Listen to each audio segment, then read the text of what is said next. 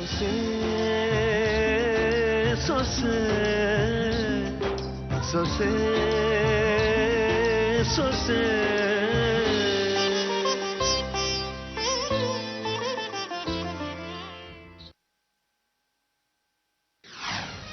ಇಲ್ಲ, ನನ್ಗೆಲ್ಲೂ ಜಾಗ ಇಲ್ಲ.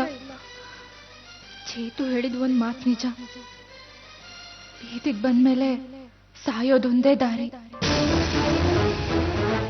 ನನ್ನಿಂದ ಯಾರಿಗೂ ಕಷ್ಟ ಆಗ್ಬಾರ್ದು, ಆಗೋದು ಬೇಡ.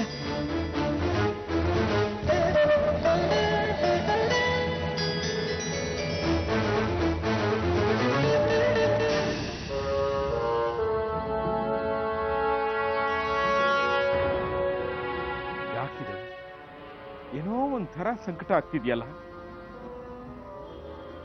ಪಾಪ ವಸುಧಾ ಹೇಗಿದ್ದಾಳೋ ಏನೋ. ಪಾಪ ಅವಳು ಯಾವತ್ತು ಯಾವ ಸಂತಾನೋ ಅನುಭವಿಸವಳಲ್ಲ, ಯಾವ ಟೆನ್ಷನ್ನು ತಗೊಂಡವಳಲ್ಲ.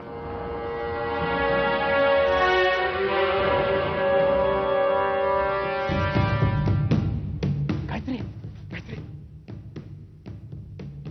ಏನ್ ದತ್ತಪ್ಪ? ಯಾಕೋ ಒಂಥರ ಎಡಗಣ್ಣು ಅದಿರ್ತಾ ಇದೆಯಮ್ಮ. ಓ, ನರ್ವಸ್ ಸಿಸ್ಟಮ್ ವೀಕ್ ಆಗಿರ್ಬೇಕು ದತ್ತಪ್ಪ. ಅಯ್ಯೋ, ತಲೆ ಮೇಲೆ ಹಲ್ಲಿ ಬಿತ್ತು ಅಂತೀನಿ. ಜಿರಳೆ ಔಷಧಿ ತರ ಹಲ್ಲಿಗೂ ಔಷಧಿ ಇರ್ಬೇಕಲ್ವಾ?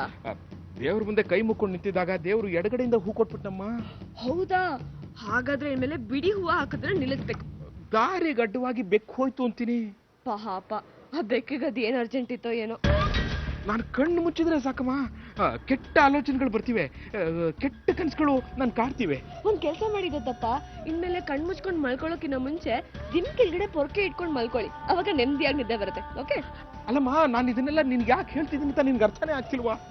ಅರ್ಥ ಆಗಿರೋದಿಕ್ ತಾನೆ ಸರಿಯಾಗಿ ಉತ್ತರ ಕೊಡ್ತಾ ಇರೋದು. ನೋಡಮ್ಮ, ಅಪಶಕನಗಳು ನನ್ನನ್ನ ಕಾಡ್ತಿವೆ. ಪಾಪ, ನನ್ನ ಮಗಳ ಜೀವನ ಹಾಳಾಗಿ ಹೋಗ್ತಿದೆ ಅಂತ ಅನ್ನಿಸ್ತಿದೆ. ಮಗಳ ಜೀವನ ಹಾಳಾಗತ್ತೆ, ಮಗಳ ಜೀವನ ಹಾಳಾಗತ್ತೆ ಅಂತ ಯಾಕೆ ಅಂತೀರಾ? ಮಗಳ ಜೀವನನ ನೀವೇ ಹಾಳು ಮಾಡಿದ್ರಿ. ನಿಮ್ ಮಗಳ ಜೀವನ ಹಾಳಾಗ್ಬಾರ್ದು ಅಂತ ನಾನು ಎಷ್ಟೆಲ್ಲ ಅವಕಾಶ ಮಾಡ್ಕೊಟ್ಟೆ. ಒಂದ್ ಹಂತದಲ್ಲಿ ನನ್ ಕೇಶವನ್ ಮದುವೆ ಆಗೋದಿಲ್ಲ, ನಿಮ್ ಮಗಳನ್ನ ಕೊಟ್ಟು ಮದುವೆ ಮಾಡ್ಸಿ ಅಂತಾನೂ ಹೇಳಿದ್ದೆ. ಆದ್ರೆ ನಾನ್ ಕೊಟ್ಟ ಅವಕಾಶನ ನೀವು ಯಾವ್ದನ್ ಸರಿಯಾಗಿ ಬಳಸ್ಕೊಂಡಿದ್ದೀರಾ? ಅದ್ ಬಿಡಿ, ರಾಘವನ ವಸುಧಾನೆ ಮದುವೆ ಆಗ್ಬೇಕು ಅಂತ ಕೀರ್ತಿನ ಮನೆಯಿಂದ ಆಚೆ ಹಾಕಿಸ್ದೆ. ಮನೆಯವರೆಲ್ಲ ಅವಳನ್ನ ಪರ್ಮನೆಂಟ್ ಆಗಿ ಮರೆಯೋ ಹಾಗೆ ಮಾಡ್ದೆ. ಆ ಅವಕಾಶನು ನೀವು ಹಾಳು ಮಾಡ್ಕೊಂಡ್ರಿ. ಅಕಸ್ಮಾತ್ ವಸುಧಾನರು ಈ ಮನೆ ಸೊಸೆಯಾಗಿದ್ದಿದ್ರೆ ನನ್ಕಿಂತ ಒಂದ್ ಮೇಲಿನ ಪೊಸಿಷನ್ ಅಲ್ಲಿ ಇರೋಳು. ಇಷ್ಟಕ್ಕೂ ಹಾಳಾಗಿರೋ ಜೀವನನ ಹಾಳಾಗತ್ತೆ ಅನ್ನೋದ್ರಲ್ಲಿ ಅರ್ಥ ಇಲ್ಲ. ನೋಡಮ್ಮ, ನನ್ನ ಮಗಳ ಗಂಡ ಅವಳನ್ನ ಒತ್ತಾಯ ಮಾಡ್ತಿದ್ದಾನೆ. ಅವನು ಹೇಳಿದ ಮಾತನ್ನ ಅವಳು ಕೇಳಲಿಲ್ಲ ಅಂದ್ರೆ ಅವನ ದೃಷ್ಟಿಲಿ ಅವಳು ಚೀಪ್ ಆಗಲ್ವಾ? ಹಾಗಾಗ್ಬಾರ್ದಲ್ವಾ? ಅವ್ರ ಜೀವನನೂ ಚೆನ್ನಾಗಿರ್ಬೇಕಲ್ವಾ? ಒಂದು ಹೆಣ್ಣಾಗಿ ಇನ್ನೊಂದು ಹೆಣ್ಣಿನ ಕಷ್ಟ ನಿನ್ಗೆ ಅರ್ಥ ಆಗುತ್ತಲ್ವಾ? ಅದಕ್ಕೆ ಆ 4 ಎಕರೆ ಜಾಗನ ದತ್ತಪ್ಪ, ಸುತ್ತಿ ಬಳಸಿ ಅದೇ ವಿಷಯಕ್ಕೆ ಬರೋದು ಬೇಕಾಗಿಲ್ಲ. ನಿನ್ ಮಗಳು ಈ ಮನೆಗೆ ಮೋಸ ಮಾಡಿ ಹೋದೋಳು, ಈ ಮನೆ ಪ್ರತಿಷ್ಠೆಗೆ ಕಲ್ಲೆಸ್ತೋಳು ಅಂತ ಅವಳಿಗೆ ಸಹಾಯ ಮಾಡಿ ಈ ಮನೇಲಿ ಒಡಕ್ ತರೋದಕ್ಕೆ ನಾನ್ ತಯಾರಾಗಿಲ್ಲ. ಈ ಮನೆ ಒಗ್ಗಟ್ಟನ್ನ ಕಾಪಾಡೋ ಜವಾಬ್ದಾರಿ ಈಗ ನಂದು. ಇಂಥ ಕುಟುಂಬನ ಒದ್ದು ಹೋದೋಳು ನನ್ನ ಪಾಲಿಗೆ ಕಸಕ್ ನಾನು ಯಾವತ್ತಿಗೂ ಬೆಲೆ ಕೊಡೋದಿಲ್ಲ. ನಾನು ಸಹಾಯ ಮಾಡಲ್ಲ. ನನ್ನ ಮಾತು ಸ್ವಲ್ಪ ಕೇಳು. ದಯವಿಟ್ಟು ದತ್ತಪ್ಪ, ಇಂಥ ಮನೆ ಹಾಳು ಕೆಲಸನೆಲ್ಲ ನನಗ್ ಮಾಡೋದಕ್ಕೆ ಹೇಳ್ಬೇಡಿ.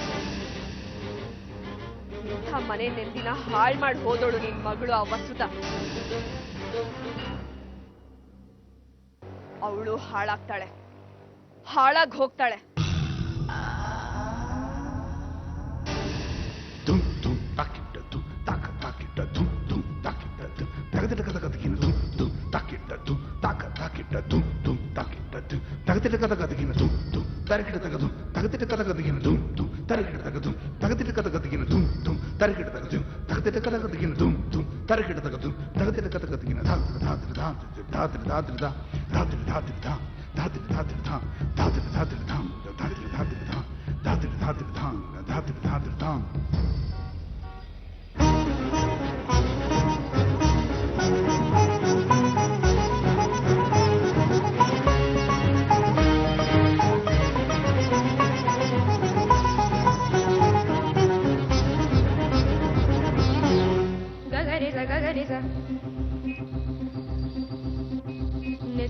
ಗಗರೆ ಸರೆ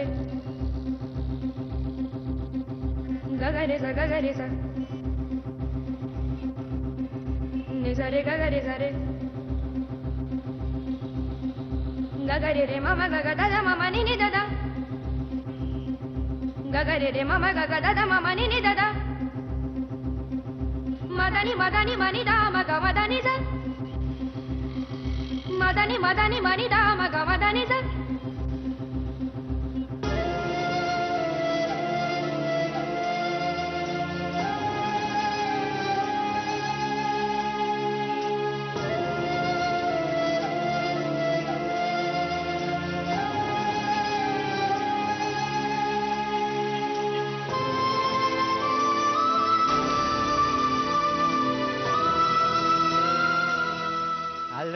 ಅಲ್ರಮ್ಮ, ರೋಡಲ್ಲಿ ಹೆಣ್ಮಗು ಬಿದ್ದಿದೆ, ಯಾರು ಕರ್ಕೊಂಡೋಗಿ ಹಾಸ್ಪಿಟಲ್ ಸೇರ್ಸಕ್ ಹಾಕ್ಬಿಡ್ವೇನ್ರಮ್ಮ?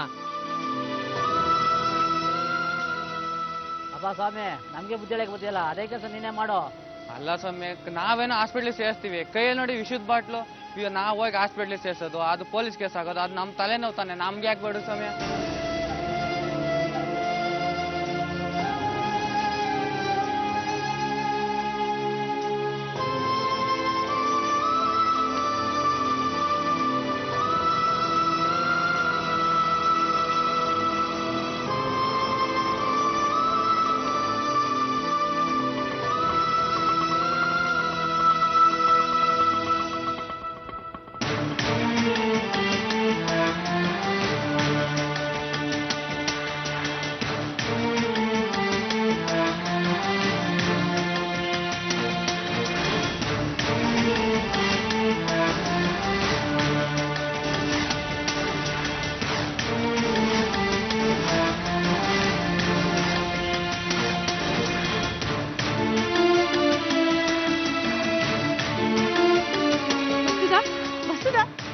ಕಣ್ಬಿಡೆ ವಸುದ, ಇಲ್ಲೋಡು ನಾನ್ ಕೀರ್ತಿ ಬಂದಿದ್ದೀನಿ. ವಸುದ ಎದ್ದೇಳೆ ವಸುದ, ಇಲ್ಲೋಡು ನಾನ್ ಕೀರ್ತಿ ಬಂದಿದ್ದೀನಿ. ವಸುದ ಎದ್ದೇಳೆ ವಸುದ, ಇಲ್ಲೋಡು ನಾನ್ ಕೀರ್ತಿ ಬಂದಿದ್ದೀನಿ.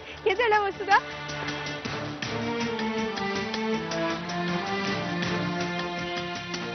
ವಸುದ ಏನಾಯ್ತು? ವಸುದ, ಯಾರಾದ್ರೂ ಒಂಚೂರು ನೀರಿದ್ರೆ ಕೊಡಿ ಪ್ಲೀಸ್.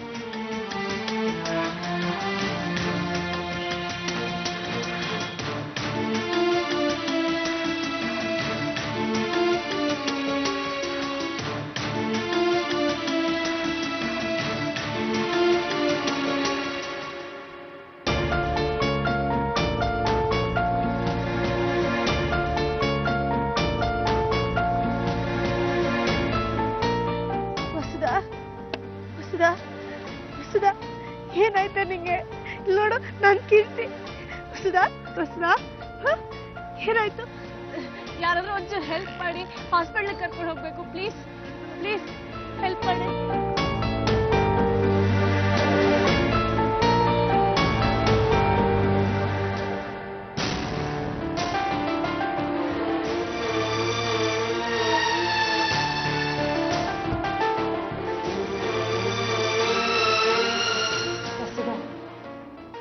ಏನಾಯ್ತು ಅಂತ ಹೇಳು ವಸುದ.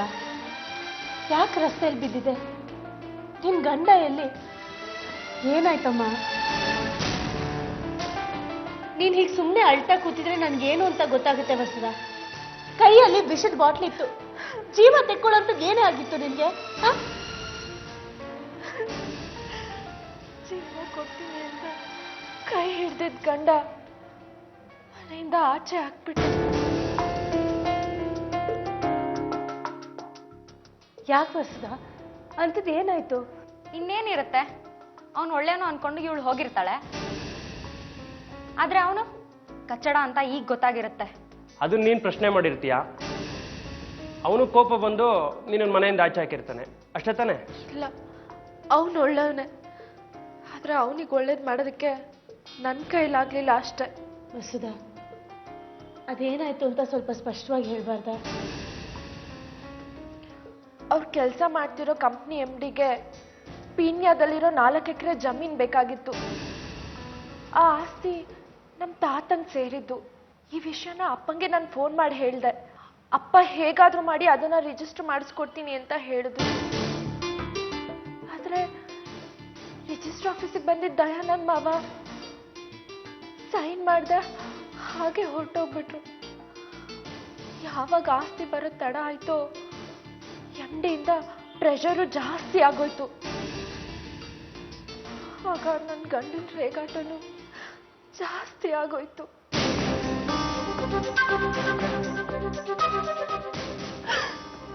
ಕೊನೆಗೆ ರಿಜಿಸ್ಟರ್ ಮಾಡಿಸ್ಕೊಡೋ ತನಕ ಮನೆಗೆ ಬರ್ಬೇಡ ಅಂತ ನನ್ನ ಮನೆಯಿಂದ ಆಚೆ ಬಿಟ್ರು.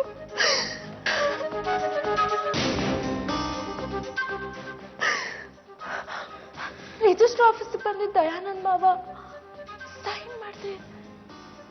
ಯಾಕೆ ಆಗೋದ್ರೂ ಗೊತ್ತಾಗ್ಲಿಲ್ಲ. ಮಾಡಿದ್ದಿದ್ರೆ ಇಷ್ಟೊತ್ತಿಗೆ ನಾನು ನೆಮ್ಮದಿಯಾಗಿರ್ತಿದ್ದೆ. ಅಯ್ಯೋ ಅಯ್ಯೋ, ಅದನ್ನ ಮಾಡದೇ ಇರೋ ನಾನೇ ವಸುದ. ಆದ್ರೆ ಅದರಿಂದ ಜೀವನ ಹಾಳಾಗುತ್ತೆ ಅಂತ ಗೊತ್ತಿದ್ರೆ ಖಂಡಿತ ಕೈ ಹಾಕಕ್ಕೆ ಹೋಗ್ತಿರ್ಲಿಲ್ಲ.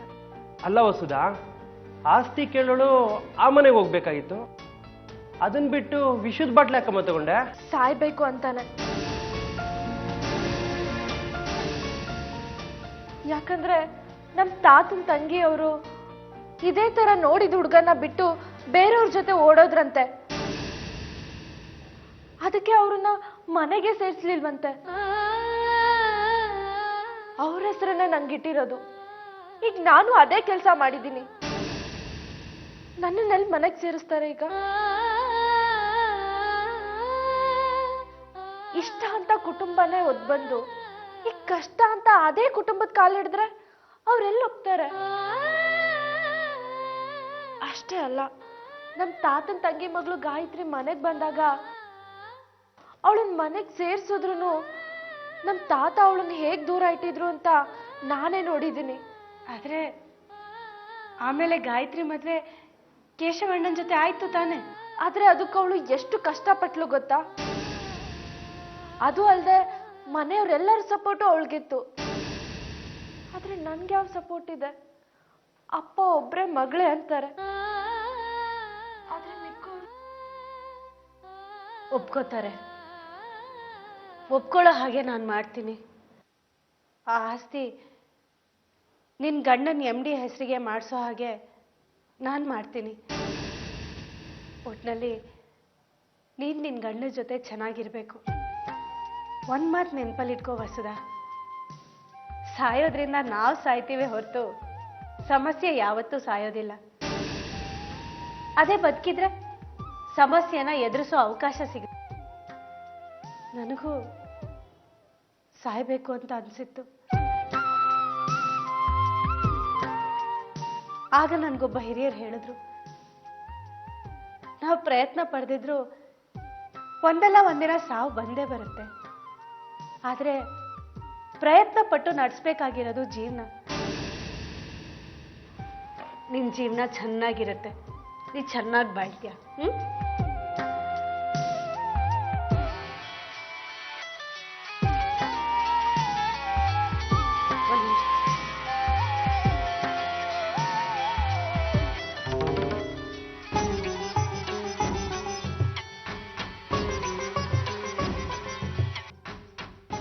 ಹಲೋ, ಏನ್ ಕೀರ್ತಮ್ಮ, ಬೆಳಿಗ್ಗೆಯಿಂದ ನಿಮ್ಗೆ ಎಷ್ಟು ಸರಿ ಫೋನ್ ಮಾಡಿದೀನಿ, ನೀವು ತೆಗಿಲೇ ಇಲ್ಲ. ನಾನು ಕೇಶವಣ್ಣನ್ ನೋಡಕ್ ಹೋಗಿದ್ದೆ. ಅಂದ್ರೆ ಅದೇ ಅಣ್ಣ, ಕೇಶವಣ್ಣ ಇದಾರಲ್ಲ, ರಿಹ್ಯಾಬಿಲಿಟೇಷನ್ ಸೆಂಟರ್, ಅಲ್ಲಿಗೆ ಹೋಗಿದ್ದೆ. ಅವರಿಗೆ ಸಮಾಧಾನ ಹೇಳಿ ಬಂದೆ. ಹೇಳಿ ಅಣ್ಣ, ಏನಾದ್ರೂ ಅರ್ಜೆಂಟ್ ವಿಷಯ ಹೇಳೋದಿತ್ತಾ? ಹೌದಮ್ಮ, ಈ ಮನೆ ಅಪ್ಪಾಜಿ ಇಡೀ ಆಸ್ತಿ ಎಲ್ಲ ಅವಳ ಹೆಸರಿಗಾಗೋಯ್ತು. ಅದನ್ನ ಹೇಗಾದ್ರೂ ಮಾಡಿ ತಪ್ಪಿಸ್ಬೇಕು ಅಂತ ನಿಮ್ಗೆ ಫೋನ್ ಮಾಡಿದೆ. ಆದ್ರೆ ನೀವು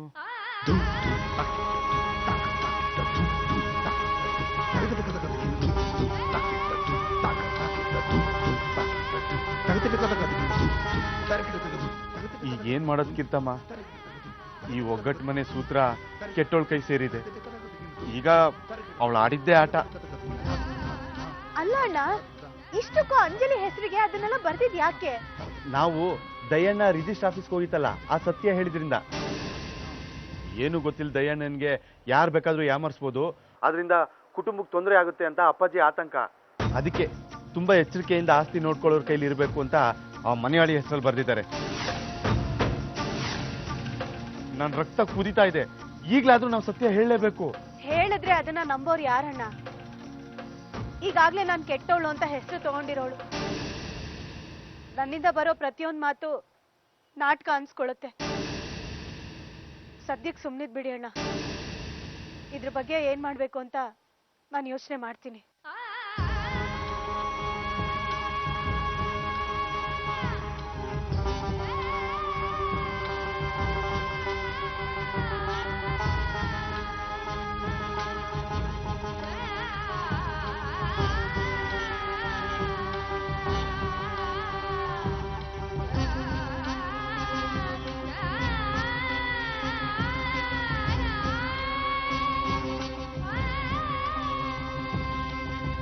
ಸರಿ ವಸುದಾ, ನೀನ್ ಸ್ವಲ್ಪ ರೆಸ್ಟ್ ತಗೋ, ಬಾ.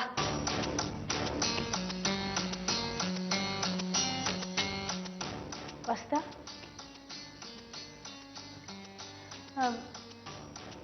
ನಿನ್ ಗಂಡ ಕೆಲಸ ಮಾಡ್ತಿರೋ ಕಂಪ್ನಿ ಹೆಸರು ಏನ್ ಹೇಳು? ಮೋಹನ್ ದಾಸ್ ಕನ್ಸ್ಟ್ರಕ್ಷನ್. ಆ ಕಂಪ್ನಿ MD ಹೆಸರು? ಮದನ್ ಮೋಹನ್.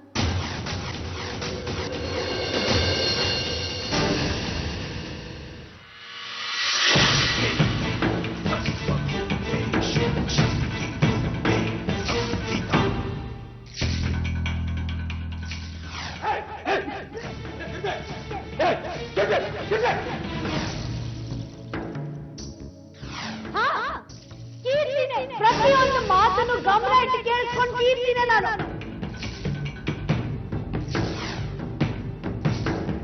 ಅದಕ್ಕೆ ಅವ್ರನ್ನ ಮನೆಗೆ ಸೇರಿಸ್ಲಿಲ್ವಂತೆ. ಅವ್ರ ಹೆಸರನ್ನೇ ನಂಗಿಟ್ಟಿರೋದು. ಒಪ್ಕೋತಾರೆ. ಒಪ್ಕೊಳ್ಳೋ ಹಾಗೆ ನಾನು ಮಾಡ್ತೀನಿ. ಆ ಆಸ್ತಿ ನಿನ್ ಗಂಡನ MD ಹೆಸರಿಗೆ ಮಾಡಿಸೋ ಹಾಗೆ ನಾನು ಮಾಡ್ತೀನಿ. ಒಟ್ನಲ್ಲಿ ನೀನ್ ನಿನ್ ಗಂಡನ ಜೊತೆ ಚೆನ್ನಾಗಿರ್ಬೇಕು.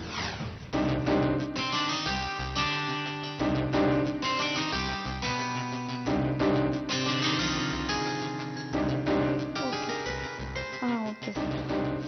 ಆಯ್ತಾ ಸರ್? ಹಾಂ ಓಕೆ ಸರ್. Excuse me. ಹಾಂ ಆಯಿತು ಸರ್, ಮತ್ತೆ ಕಾಲ್ ಮಾಡ್ತೀನಿ. ಓಕೆ ಸರ್, ಬಾಯ್. ಎಸ್. ಮದನ್ ಮೋಹನ್ ಅವರಿದ್ದಾರಾ? ಅಪಾಯಿಂಟ್ಮೆಂಟ್ ಇತ್ತಾ? ಇಲ್ಲ, ಬಂದಿರೋದು ಕೀರ್ತಿ ಅಂತ ಹೇಳಿ. ಅವರು ಆಫೀಸಲ್ಲಿಲ್ಲ. ಎಲ್ಲಿದ್ದಾರೋ ಅಲ್ಲಿಗೆ ಫೋನ್ ಮಾಡಿ. ಬಂದಿರೋದು 40K ಸ್ಯಾಲರಿ ಕೀರ್ತಿ, ಇಂಟರ್ವ್ಯೂ ಅಟೆಂಡ್ ಮಾಡಿ ಹೋಗಿದ್ಲು ಅಂತ ಹೇಳಿ. ಜೊತೆಗೆ ನಾನು ಮಾಡ್ತಿರೋದು ರಿಕ್ವೆಸ್ಟ್ ಅಂತಾನು ಹೇಳಿ.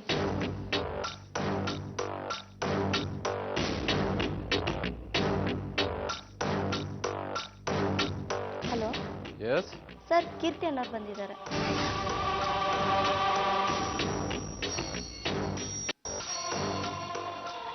ಇಂಟರ್ವ್ಯೂ ಅಟೆಂಡ್ ಮಾಡಿದ್ರಂತೆ, 40K ಸ್ಯಾಲ್ರಿ ಅಂತೆ.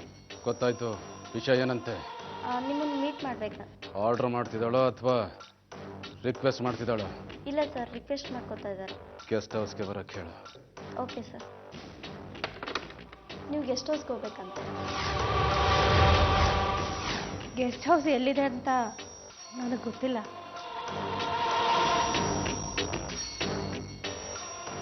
This is the address.